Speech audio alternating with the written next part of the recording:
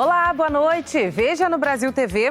A Bahia vive mais um dia de violência. Uma operação policial deixou pelo menos 6 mortos. A polícia prende o pastor Osório, acusado de aplicar golpe em mais de 50 mil pessoas no Tocantins.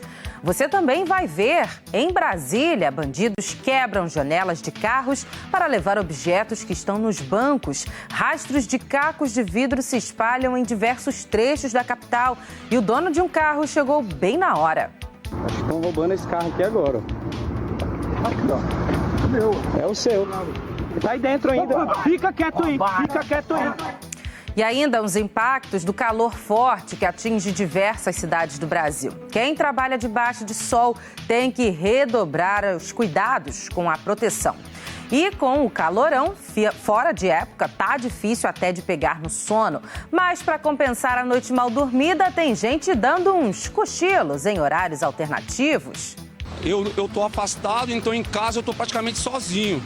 Aí aquele horário começa a apagar, eu falo, o quê? Fui. Sexta-feira, dia 22 de setembro, agora no Brasil TV.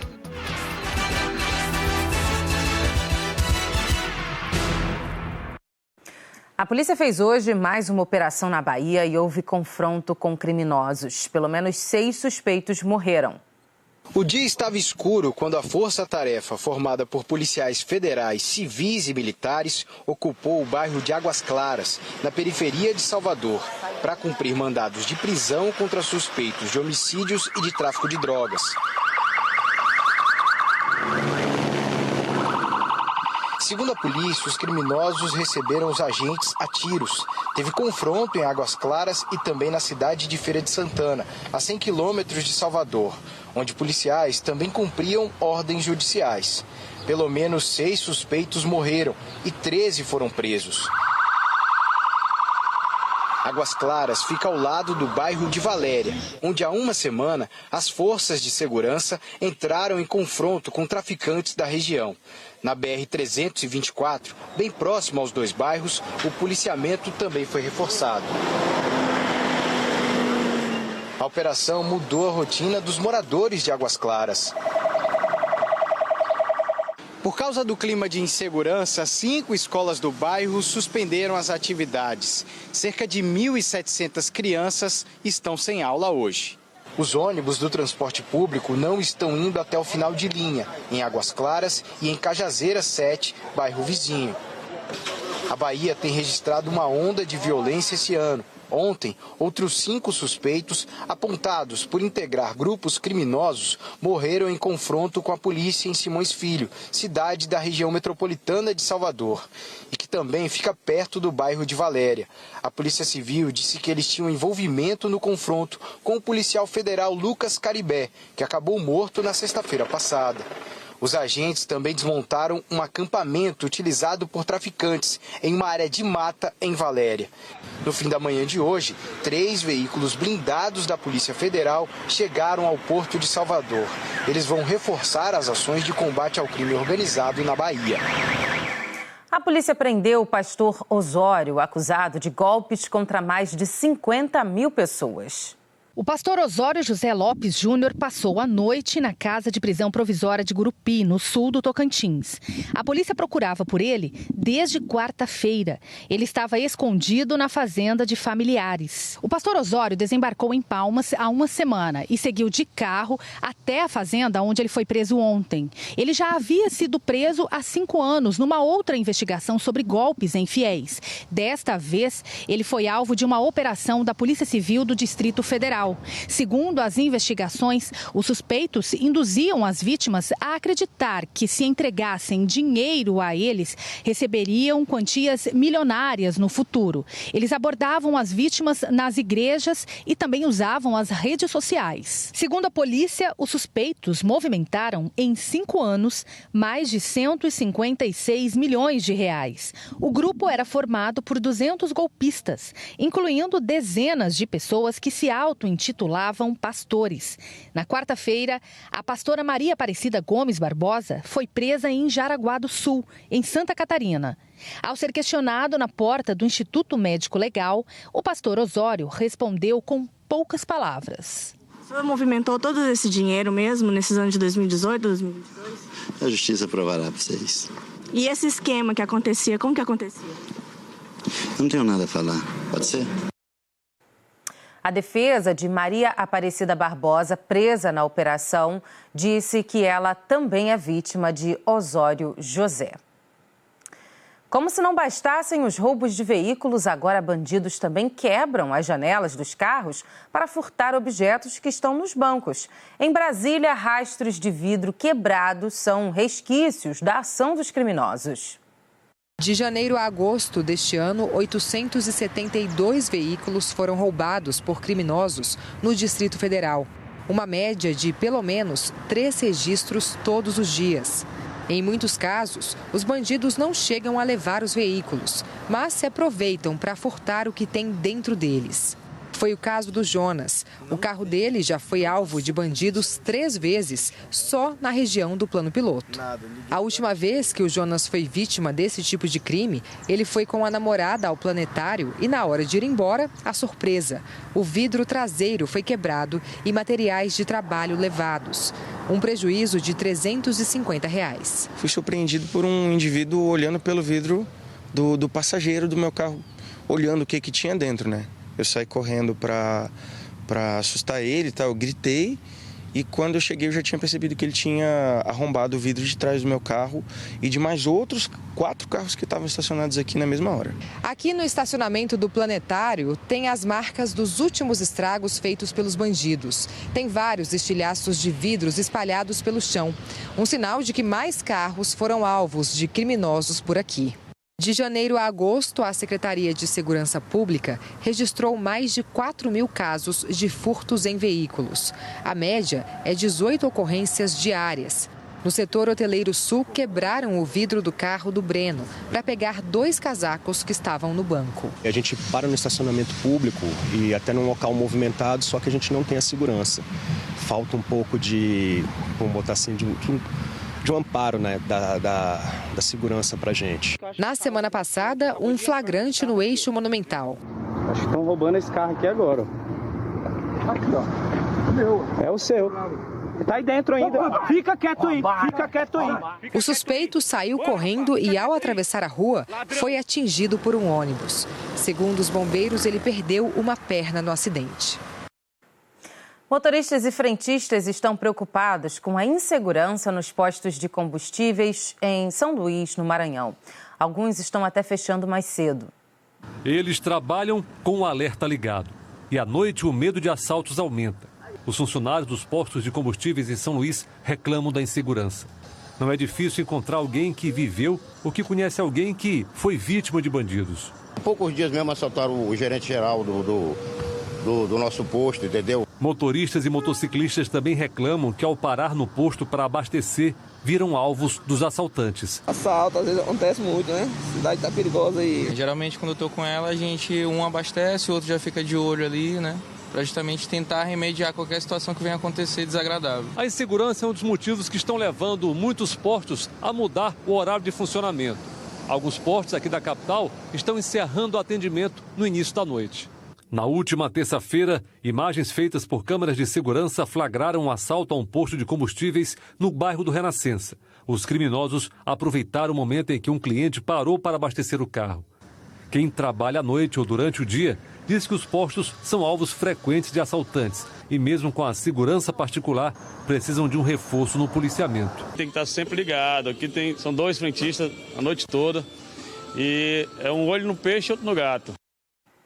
A Polícia Militar do Maranhão disse que faz rondas permanentes com motos e viaturas. Em Minas Gerais, um incêndio destruiu um galpão em Cerzedo, na região metropolitana de Belo Horizonte. O fogo se espalhou rapidamente pela empresa de produtos plásticos e atingiu um segundo galpão que estava em obras. No local havia um depósito de materiais altamente inflamáveis que seriam encaminhados para a reciclagem. Ninguém ficou ferido. Indígenas Puianauá, da cidade de Mâncio Lima, no interior do Acre, tiveram a etnia adicionada à certidão de nascimento. A medida vinha sendo reivindicada há bastante tempo, com o objetivo de valorizar a identidade desse povo. O indígena José Roberto chegou cedo e enfrentou uma longa fila para tirar a segunda via dos documentos, já com o nome retificado. Feliz, né, que a gente está realizando de a gente ter os nomes dos Puianaua, né? A retificação das certidões de nascimento dos indígenas do povo Puianaua de Mâncio Lima faz parte da ação integrada do Tribunal de Justiça do Acre, por meio do projeto Cidadão, que inseriu a etnia à documentação dos moradores da terra indígena. Através de uma parceria com o cartório, nós conseguimos emitir certidões, acrescentar a etnia indígena sem passar por tantos trâmites, né? Mas foi uma conversa que tivemos aqui com o cacique, a Defensoria Pública estava presente, e aí fizemos essa parceria e conseguimos emitir 650 certidão de nascimento com a etnia indígena Puianaua. A população é estimada em cerca de 750 pessoas atualmente. O acréscimo da etnia ao documento de registro civil era uma reivindicação antiga dos Puianaua, que levam o sobrenome Lima do coronel, que também dá nome ao município. Essa outra indígena diz que esse é um marco histórico para o povo Puianaua e que há 47 anos lutava para colocar o nome da etnia e hoje celebra com alegria essa vitória. Para nós é uma honra, né, nós ter adquirido esse nome, nós ter conseguido colocar o nome da nossa etnia. A seguir, a onda de calor afeta pessoas, animais e até equipamentos em 10 estados e no Distrito Federal. Não saia daí.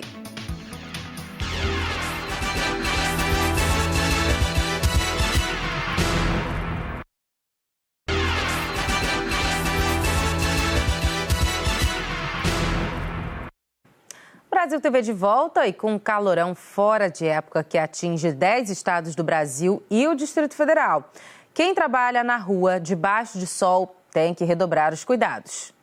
Seu Antônio vende picolé em Cuiabá. Andam 16 quilômetros por dia, debaixo do sol escaldante. Mas ele não gosta de reclamar do calor. É bom porque o melhor parceiro para vender picolé é o calor, né? Agora, para aguentar o calor, aí se torna difícil. Nem todo mundo tem a opção de se refugiar na sombra de uma árvore ou ar-condicionado. Conviver com altas temperaturas é um desafio para quem trabalha exposto ao sol quase o tempo todo. Para eletricistas de linha energizada que fazem a manutenção da rede de energia, por exemplo, esquenta ainda mais. A médica alerta para os riscos à saúde desses trabalhadores no calor extremo. É hipertermia, que pode levar a fadiga, perda de consciência, um desgaste físico muito maior. Por isso, ela orienta a fazer mais pausas durante a jornada e tomar muita água. Hidratação, legumes, verduras, frutas que tenham bastante líquido, como melancia, melão. Uso de roupas claras, porque o preto absorve o calor.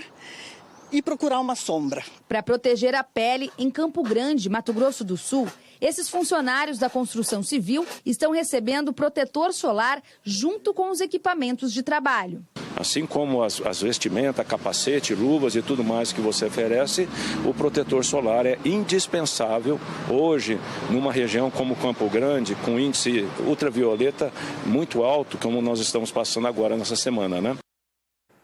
Esse calorão dificulta até na hora de dormir, mas existem algumas estratégias que podem facilitar o sono. Calor de dia e desafio à noite. Quando está muito quente, não se dorme, né? É muito abafado. Se não ligar um ventilador, não vai. Muitas vezes a minha esposa até acaba indo para a sala porque ela acha que é mais ventilado, né? Abre a janela e até para não me acordar. A gente põe um ventilador, que ajuda bastante. Além de refrescar, também faz um barulho que acaba abafando os barulhos externos. Não tem ar-condicionado em casa? Não tem ar-condicionado ainda, a gente precisa comprar. Uma pesquisa feita por cientistas da USP revela que 65,5% dos brasileiros têm problemas para dormir. Uma forma da pessoa descobrir o que tem causado a insônia é monitorar o sono com ajuda médica. No Instituto do Sono, na capital, os pacientes passam a noite com eletrodos pelo corpo e tudo é analisado. Esse médico e pesquisador do Instituto afirma que quando está calor, a qualidade do descanso fica prejudicada. E aí, tirar cochilos durante o dia pode ser tentador, ainda mais depois do almoço. Se a pessoa está precisando tirar o cochilo durante o dia, será que ela não está dormindo adequadamente. Então, ela precisa dar a oportunidade adequada. Então, ela tem que ficar 8 horas na cama e ter o tempo. Claro, teve um outro dia que não teve a oportunidade de fazer isso, ela vai dormir à tarde. Então, este cochilo da tarde tem que ser curto, senão ele vai alterar o sono da noite seguinte. Curto de quanto tempo esse cochilinho depois do almoço? Variável, né, de pessoa para pessoa, mas 30 minutos, 1 hora, procurar não passar disso, né? E para o Paulo, essa sonequinha é sagrada. Depois que você almoça, eu tô afastado, então em casa eu tô praticamente sozinho. Aí aquele horário começa a apagar, eu falo, o que fui? Tira um cochilinho lá até uma certa, das 3 às 4 ali, quase sempre. Acorda bem? Acordo bem, tranquilo. Para melhorar a noite de sono, os especialistas recomendam deixar o quarto fresco, usar pouca roupa e roupas de cama confortáveis, fazer refeições mais leves perto da hora de se deitar e evitar usar celular, tablet, televisão na cama, porque a luz desses objetos pode atrapalhar a qualidade do sono. A Cristiane tem dormido bem e também tem algumas dicas valiosas. Eu procuro mesmo deixar a janela aberta. A gente aconselha assim colocar um copo de água perto da cama, uma bacia com água para poder respirar melhor, né? A casa fica mais fresquinha, né? Passar um pano úmido à noite na casa também ajuda bastante. Restaurantes estão se adaptando a novos cardápios. A tradicional feijoada ficou em segundo plano e os clientes dão preferência a pratos frios e também mais leves. Tem um verão no meu inverno. Quem é que não pensou isso pelo menos uma vez nos últimos dias? O tal do sol de rachar tem aparecido com frequência, acompanhado de temperaturas altas. Mas e a comida? Como fica com esse calor fora de época? Muita fruta, verdura, muitos legumes, né? Sim. Então tem que comer bastante dessas coisas aí pra gente se manter aí nesse calor, né? Nessa barraquinha na estrada de Itapecerica, a água de coco é atualmente a estrela de um cardápio comandado pelas oscilações climáticas. Mais coco, né? Açaí, suco natural. Essa coisa que chama melancia. Para substituir o prato tradicional, que é saboroso, mas gorduroso, os clientes têm preferido pratos mais leves. Mas e aí, como é que fica a organização das compras do restaurante para atender a essa demanda diferente, Reinilson? A gente sempre tem que olhar um dia antes para ver como que vai estar o tempo no outro dia, né? Para a gente tentar produzir menos quantidade de feijoada, que é mais pesada para o calor, né?